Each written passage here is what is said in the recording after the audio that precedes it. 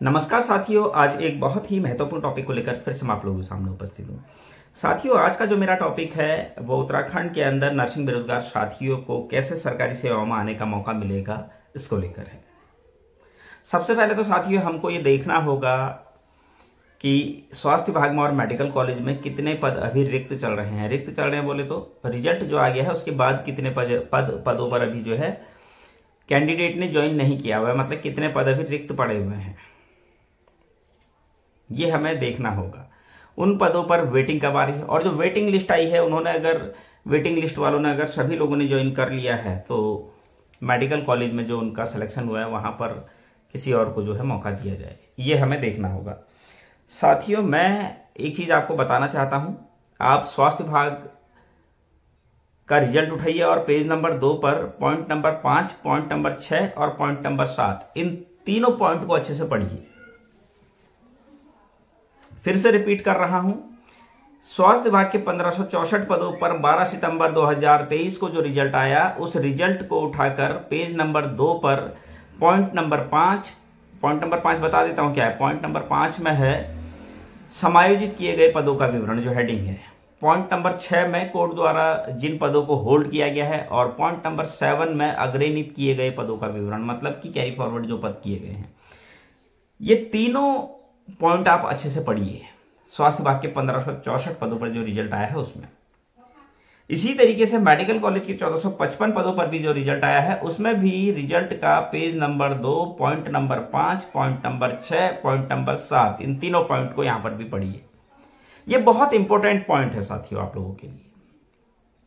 आपको इन तीनों पॉइंट को पढ़ने से एक चीज क्लियर होगी कि किस कैटेगरी में कितने पद अभी होल्ड हैं।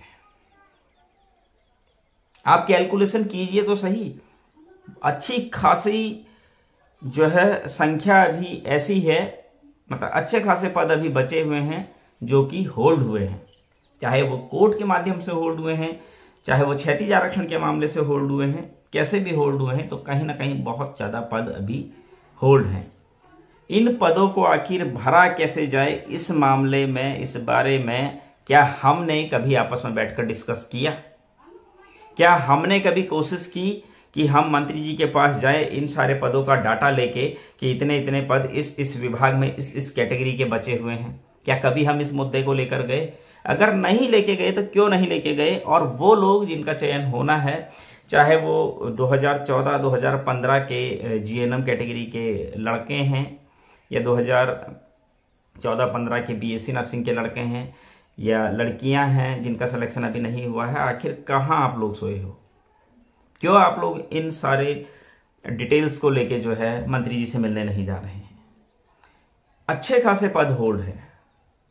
जीएनएम बॉयज के ही स्वास्थ्य विभाग में लगभग 44 से ज्यादा, 44 भी कहां, 44 पोस्टें कोर्ट में वो होल्ड हैं और 8 जो फर्जी डॉक्यूमेंट्स वाले मामले में थे उसमें से भी कुछ पोस्टें उसमें भी है जीएनएम वालों की। तो मतलब 50 के करीब पोस्ट तो स्वास्थ्य विभाग में ही जो है जीएनएम वालों की है। क्यों नहीं जा रहे हो भाई? कहां दिक्कत है? अपने लिए ही नहीं जा रहे हो आप लोग? सोचो कौन जाएगा? सीनियर या जूनियर से उम्मीद कर रहे हो आप कि हमारे कोई सीनियर जाएंगे हमारे लिए, जो हमारी जॉब के लिए, या फिर हमारे जूनियर जाएंगे? आपको खुद से जाना होगा, खुद ही से आपको जाना होगा। और मैं आपको लिख के दे देता हूं, आप थोड़ा सा मेहनत अगर खुद से करेंगे तो निश्चित तौर पर मैं आपको बता रहा हूं आपका सिलेक्शन कोई नहीं रोक सकता। 2015 वालों को तो खास तौर पर कह रहा हूं मैं, 2015 वालों को तो पूरी मेहनत कर देनी चाहिए इस टाइम पर। वो लोग जिनका चयन नहीं हुआ है उनको अपने घरों से निकलना चाहिए। अगर वो अभी भी अपने घरों से नहीं निकल रहे, मैं आपको लिख के दे रहा हूं, जो अभी हरिद्वार मेडिकल और पिथौरागढ़ मेडिकल कॉलेज में 1000 पोस्ट आने वाली है ना, आप भूल जाओ, वहां पर आपका सिलेक्शन होगा। ये बात मैं इसलिए कह रहा हूं क्योंकि 1775 जो कैंडिडेट है इसमें से कितने मेल कैंडिडेट है अभी ये नहीं पता है। 1775 का मतलब अच्छी खासी स्ट्रेंथ जो है भी बची हुई है। तो आपका सिलेक्शन तो आप भूल जाओ, अब वो 2015 से पहले के कैंडिडेट हैं सारे। और मैं बता रहा हूं 1775 में से भी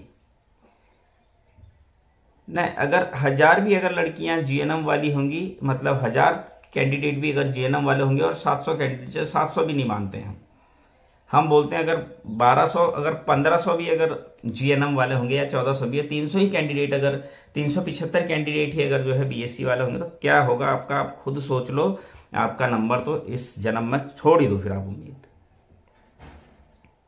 भाई 1775 लोग, 1000 पोस्टों में 1775 लोगों का ही होगा ना, फिर आप तो कहीं से कहीं तक रहे ही नहीं। 1775 में भी 775 बच जाएंगे। खुद सोचो आपका नंबर कहाँ आएगा। तो आपको डिसाइड करना है कि आपको सिलेक्शन करवाना है या नहीं करवाना। अगर आपको सही मायने में अपना सिलेक्शन करवाना है तो मैं आपको एक ही चीज कहूंगा, एक्टिव हो जाओ। आप अपने लिए एक्टिव हो जाओ, आप मंत्री जी के पास जाओ, उनको बताओ। फिर से रिपीट कर रहा हूं, स्वास्थ्य विभाग के 1564 पदों पर जो रिजल्ट आया, उस रिजल्ट का पेज नंबर 2 पूरा अच्छे से पढ़ो आप। Point number 5, point number 6, point number 7, ये तीनों पॉइंट पढ़ो। उसके बाद मेडिकल कॉलेज की 1455 पदों का भी रिजल्ट उठाओ, उसमें भी पेज नंबर 2 पर point number 5, point number 6, point number 7 अच्छे से पढ़ो। 10 बार पढ़ो, कोई दिक्कत नहीं है। तीसरी बात, जो स्वास्थ्य विभाग के 1564 पदों पर वेटिंग लिस्ट आई थी, उस वेटिंग लिस्ट की पूरी हार्ड कॉपी निकालो और मंत्री जी के पास जाओ। जब इनका जब वेटिंग लिस्ट में नाम आ गया था तो फिर यहाँ मेडिकल कॉलेज की 1455 पदों में इनका सिलेक्शन क्यों किया? यहां पर नया रिजल्ट निकाला जाए, करना पड़ेगा ना, बिना करे तो नहीं होगा। अब बिना करे तो आप ये सोच लो, आज तक नहीं हुआ, आगे भी नहीं होगा। मैंने बहुत सारे हमारे सीनियर्स, मैंने उनसे कहा था कि हर एक वो हथकंडा अपनाना पड़ेगा जिससे आपका सिलेक्शन हो जाए। आप हर तरीके को आजमाइए।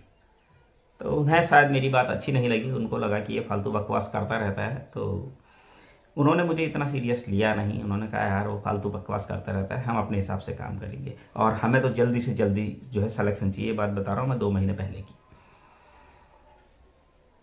तो उनका हमें तो भैया बहुत जल्दी जो है जॉब चाहिए, जो बबलू बता रहा है उसमें तो टाइम लग जाएगा।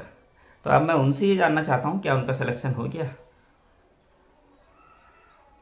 समय थोड़ा सा लग सकता है लेकिन रिजल्ट पॉजिटिव आएगा, मैं आपको बता रहा हूँ, आपके पक्ष में आएगा अगर आप तरीके से काम करेंगे। अगर आपको लगता है कि यार 2 दिन में मुझे रिजल्ट चाहिए, तो ऐसा तो नहीं होगा। अगर इतना ही जरूरी था तो आपने पहले कोशिश करनी चाहिए थी, जब भर्ती नहीं आई थी, चीजें ना उलझे करके। लेकिन तब आपने कोशिश की नहीं, तब भी आप ऐसे ही बैठे रहे, आज भी आप ऐसे ही बैठे हैं। तो आप तो बैठे ही रह गए ना, आपने तो कुछ किया ही नहीं। तो खुद से भाई काम भी तो करना पड़ेगा। आज भी आप बैठे ही हो, मुझे बड़ा अफसोस होता है देख के कि इतनी सीटें बची हुई है लेकिन किसी को कोई फर्क नहीं पड़ रहा है। तो आपका सिलेक्शन कैसे होगा आप ये सोचो ना। सिलेक्शन के लिए तो आपको निकलना पड़ेगा ना घरों से, अपने घर से तो निकलना पड़ेगा, एटलीस्ट मंत्री जी से भी मिलना पड़ेगा, स्वास्थ्य सचिव जी के पास भी जाना पड़ेगा, चिकित्सा चयन बोर्ड भी जाना पड़ेगा, डीजी हेल्थ भी जाना पड़ेगा। हर एक वो काम करना पड़ेगा जिससे आपका सिलेक्शन हो।